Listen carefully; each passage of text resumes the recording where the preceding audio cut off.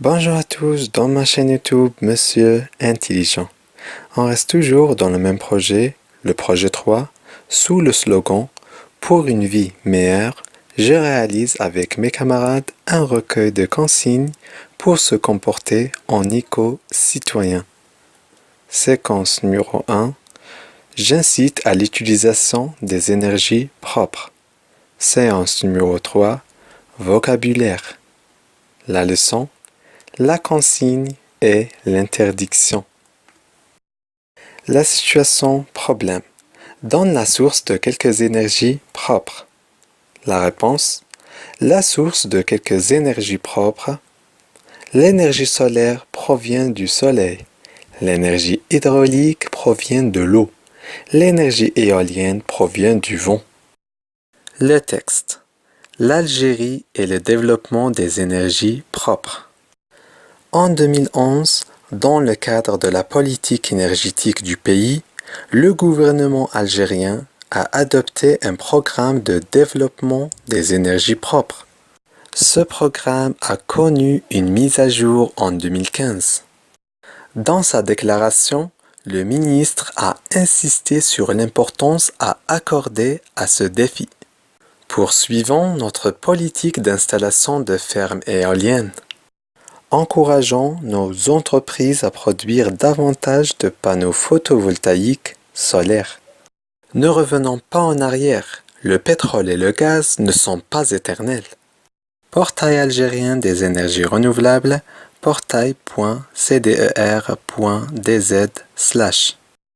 1. Phase d'observation et de découverte. La première question. Dans quel pays on développe les énergies propres? La réponse, on parle dans ce texte du développement des énergies propres en Algérie. Regardez. La deuxième question. Quelles sont les recommandations du ministre? La réponse, les recommandations du ministre sont poursuivons notre politique jusqu'à ne sont pas éternelles. Regardez. 2. Phase d'analyse. La première question. Relève du texte les mots en gras et soulignés. La réponse. Les mots soulignés sont poursuivons, encourageons et ne revenons. Regardez. La deuxième question. Quelle est la nature grammaticale de ces mots? La réponse. Ces mots sont des verbes. La troisième question. À quel temps sont-ils conjugués? La réponse. Ils sont conjugués au présent de l'impératif. La quatrième question. Qu'indique ça? La réponse. Les terminaisons et l'absence des pronoms personnels sont les indices de ce temps. Encourage l'utilisation des énergies propres. On remarque ici qu'il n'y a pas un pronom personnel au début. Et on remarque aussi la présence de la terminaison du présent de l'impératif. La cinquième question. Qui exprime ces verbes? La réponse. Il exprime des ordres. La sixième question. Quelle est la différence entre les deux premiers verbes et le dernier? La réponse. Dans les deux premiers verbes, l'émetteur incite le récepteur à faire une action. Et à travers le dernier, l'émetteur essaye d'empêcher le récepteur d'exécuter une action. La septième question. Comment appelle-t-on ce genre d'ordre? La réponse. Poursuivons et encourageons, ce sont des consignes. Ne revenons pas, c'est une interdiction. La huitième question. Comment former une interdiction depuis une consigne? La réponse. Pour former une interdiction depuis une consigne, on doit ajouter les adverbes de négation au verbe donné. Ne pas, ne plus, ne jamais, et ainsi de suite. 3. Phase de fixation. Je retiens.